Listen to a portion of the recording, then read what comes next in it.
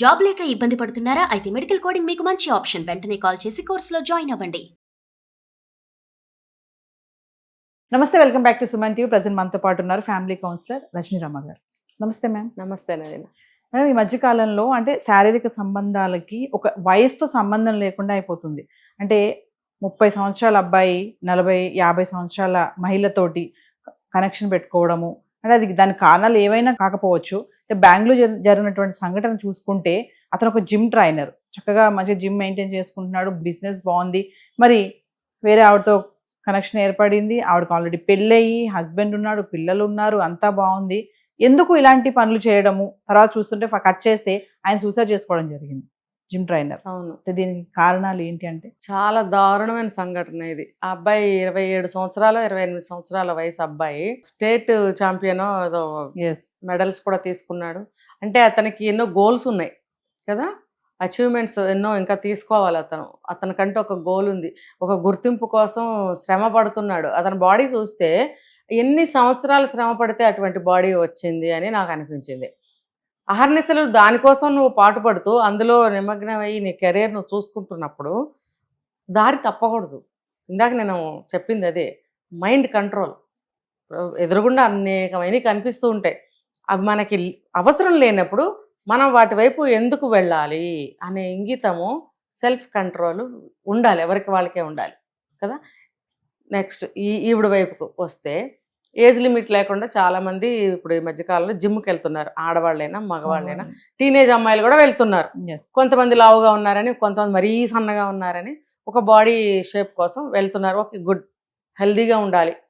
అయితే భర్తలు కూడా పాపం పంపిస్తున్నారు, ఏదోలే తనకి ఏదో ఒక ఇష్యూ ఉంటుంది కదా, మైండ్ రిలాక్సేషన్ కోసము జిమ్లో చేరటం అంటే ఏదో ఒక ఇష్యూ ఉంటుంది. అక్కడ హెల్త్ ఇష్యూ ఉండొచ్చు, లేకపోతే బాడీ లావు ఉండొచ్చు, సన్నం ఉండొచ్చు, లేకపోతే తనకి ఇష్టమై ఉండొచ్చు ఫిజిక్, ఇలా అనేకం. కొంతమంది అమ్మాయిలు ఇప్పుడు వెయిట్స్ తీయడము, దానికి పోటీలకి వెళ్ళడం లాంటివి కూడా చేస్తున్నప్పుడు సహకరించిన భర్త ఎంత గొప్పవాడో కదా. మరి ఆ భర్త యొక్క గొప్పదనానికి నువ్వు ఇచ్చిన విలువేంటి? నిన్ను నమ్మి నలుగురు మగాళ్ళ మధ్యలోకి పంపిస్తున్నప్పుడు నువ్వు అతనికి ఇచ్చిన గౌరవం ఏంటి? అతనికి నువ్వు ద్రోహమే చేసావు కదా. నీ వయసు మర్చిపోయి, సరే వయసు దిక్కుమాలిన వయసు పక్కన పెడదాం, ఎవరో ఒప్పుకోవట్లేదు కదా, సరే ఆ అబ్బాయిని నువ్వు వెళ్ళి నాశనం చేసిన దాన్ని అయ్యావు కదా, అట్రాక్ట్ చేసావు. ఆ అబ్బాయి తనకై తాను ఈ అమ్మాయితో దగ్గరకు వచ్చినట్టుగా మనకి ఎక్కడా తెలియలేదు, వీళ్ళే అట్రాక్ట్ చేసినట్టు. కొన్ని చోట్ల మనకి ఈ మధ్య న్యూస్ విన్నాం, జిమ్స్లో ఏదో లవ్ జిహాదులు చేశారని జిమ్ముల్లో, అవి కూడా బయటకు వచ్చాయి. మనం ఆఫీస్కి వెళ్తే ఆఫీస్ పని చేసుకుని వెళ్ళాలి నవీన, అంతే. ఒక సంగీతం నేర్చుకోవడానికి వెళ్తే సంగీతం నేర్చుకుని ఇంటికి రావాలి. జిమ్కి వెళ్ళామంటే అక్కడ పని చేసుకుని రావాలి. నవేడేస్ జిమ్లో నేను చూస్తున్నాను, కట్ బనీన్లు, ఇంకా కడ్రాయర్ ఒకటి వేసుకోవట్లేదు, చిన్న చిన్న నిక్కర్లు, హాఫ్ బట్టలు వేసుకొని వస్తున్నారు. జిమ్కి ఆ బట్టలు వేసుకుని వెళ్ళడం అవసరమా? నాకు అర్థం కాలే ఈ విషయం, అడగాలనిపిస్తుంది.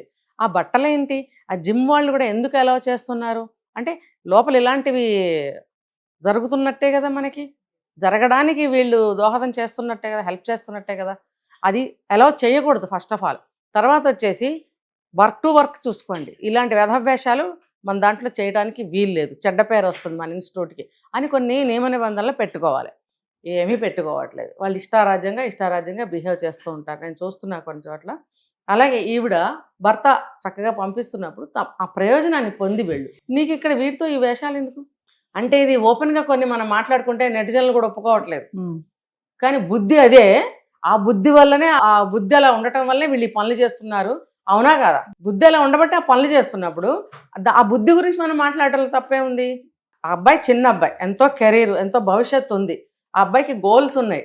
నువ్వెళ్ళి నీ కోరిక కోసము ఇది ఎలా ఉంటుందో చూద్దాం, ఒళ్ళు బలిసి అంటే నేను జిమ్ చేస్తున్నాను, నేను గ్రేట్ ఉమెన్ని.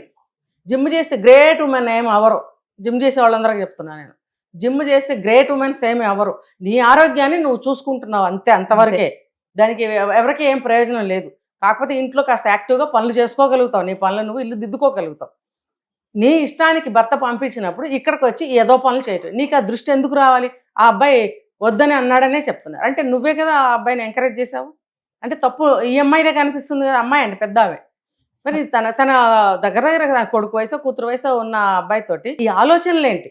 అక్కడ వరకు వెళ్లకుండా అతన్ని బ్లాక్మెయిల్ చేయడము, డబ్బు అడిగిందట, ఇది ఎక్కడ దౌర్భాగ్యం. ఆ పిల్లాడిని డబ్బు అడగటం ఏంటి, ఎందుకు అంటే ఇక్కడ అర్థమవుతుంది నాకు ఈ అమ్మాయి బుద్ధి మంచిది కాదు. ఇంకా గట్టిగా మాట్లాడితే ఒకసారి వాళ్ళ ఆయన్ని కూడా ఇంటర్వ్యూ తీసుకోవాలి. బాబు అసలు ఏంటి నీ క్యారెక్టర్ ఏంటి, నీ మనస్తత్వం ఏంటి, నీ ఆలోచనలు ఏంటి అని అతన్ని కూడా అడగాలి. ఎందుకంటే ఈ అమ్మాయి బ్లాక్మెయిల్ దాకా వెళ్ళిందనంటే ఇదంతా ఇంట్లో తెలియటం లేదా, ఎక్కడన్నా కొంచెం తేడా తెలుస్తుంది నవీనా. ఏ ఫోన్ కాల్లోనో లేకపోతే బాడీ లాంగ్వేజ్లో ఇంట్లో బిహేవ్ చేసే తీరు ఎక్కడో దగ్గర తెలుస్తుంది. మరి అవన్నీ అతను కనిపెట్టి కూడా ఇప్పుడు ఎవరి దగ్గర ఉంటే వాళ్ళు రెండో వ్యక్తులు ఇంట్లో ఉన్న వాళ్ళ మీద కొంచెం బాధ్యతగా నిఘా పెట్టుకోవాలి. రోజులు బాగలేదు. మన అమ్మాయి మంచిదే, అవతల వాళ్ళు ఎవరన్నా ఏమన్నా చేస్తున్నారా, భయపడుతుందా, బాధపడుతుందా, లేకపోతే మనకి చెప్పడానికి సంశయిస్తుందా అనేది ఇంట్లో వాళ్ళు బాధ్యత తీసుకోవాలి. తీసుకోకపోబట్టే ఇలాంటి అరాచకాలు జరుగుతున్నాయి. మరి అతను ఏంటనేది అతను కూడా తెలుసుకోవాల్సింది ఉంది. ఇప్పుడు ఈ అమ్మాయి తన తరఫు నుంచి చూసుకుంటే అక్కడ అబ్బాయిని వాడుకోవడమే కాకుండా ఇప్పుడు ఎంత విశ్వామిత్రుడు లాంటోడే మేనక వచ్చి అనేక సార్లు డాన్సులు చేస్తే మరి అతను లొంగిపోయాడు.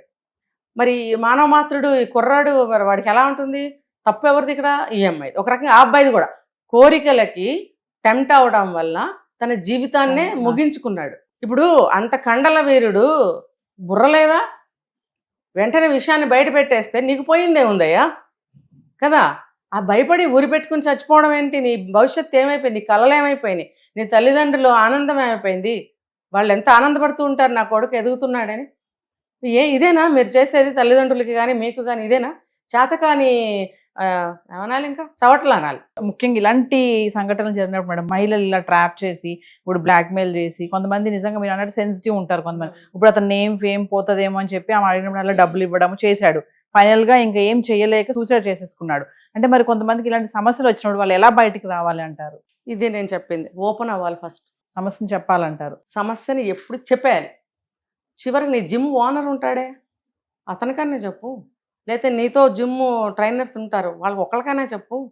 నువ్వైనా చెప్పరా, నేను చెప్పలేకపోతున్నానంటే అతను చెప్తాడు కదా. చెప్పకుండా అంటే ఇతను ఎక్కడ భయపడ్డాడంటే నేను తప్పు చేశాను కదా. చిన్న వయసే ఒక రకంగా అబ్బాయికి 27, 28 అంటే ఈ రోజుల్లో పిల్లలకి లోకజ్ఞానం ఉండటం లేదు. ఎందులో ఉంటే ఆ జ్ఞానమే, ఏ పనిలో ఉంటే ఆ జ్ఞానమే ఉంటుంది తప్ప ఇంక మరో రెండో జ్ఞానం ఉండటం లేదు. అతనికి భయం వేసింది, అందుకని ఆ పని చేశాడు. అంటే డబ్బు ఎందుకు ఇస్తున్నావు అసలు నువ్వు? ఇప్పుడు ఇద్దరు పార్ట్నర్సే ఒక తప్పు జరిగినప్పుడు డబ్బు నువ్వెందుకు, నువ్వు బ్లాక్మెయిల్ చేయొచ్చుగా అసలు కదా. నీ మంచివాడివి కాబట్టి నీకు ఆ బుద్ధి రాలేదు. ఆమెకు వచ్చింది అన్నప్పుడు నువ్వు అది ఐడెంటిఫై చేయాలి. ఈవిడెంత చెడ్డ బుద్ధి గలది, మనల్ని బ్లాక్మెయిల్ చేస్తుంది, నేను ఎందుకు ఇందులో ఇరుక్కోవాలి, ఇది ట్రాపే. వెంటనే బయటకు చెప్పేద్దాము, ఇంట్లో చెప్పాలి లేదా ఆఫీస్లో చెప్పాలి, కొలీగ్స్ చెప్పాలి. ఎన్నో వీడియోస్లో మనం ఈ టిప్స్ చెప్తూనే ఉన్నాం. ఎవ్వరికీ చెప్పకుండా నిండు జీవితాన్ని ఇంత కష్టార్జితం అంటా నేనైతే. అసలు అటువంటి బాడీని నువ్వు ఎంత కష్టపడితే ఇంత కాలానికి నువ్వు సంపాదించావు కదా. ఆ ఫిట్నెస్ నీకు అందరికీ వస్తుందా? ఎందుకు నువ్వు పాడు చేసుకున్నావు? ఇది ఒక్కరికన్నా నువ్వు లీక్ చేసినట్టయితే అతను అందరి నుంచి బయటపడేవాడు. ముఖ్యంగా ఈ అమ్మాయిని కఠినంగానే శిక్షించాలి.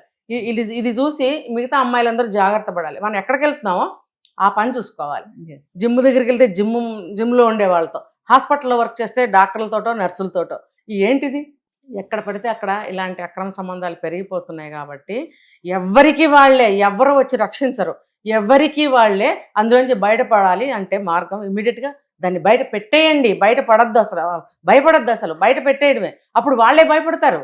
బ్లాక్మెయిల్ చేసే స్టేజ్ నుంచి భయపడి ఆగుతారు.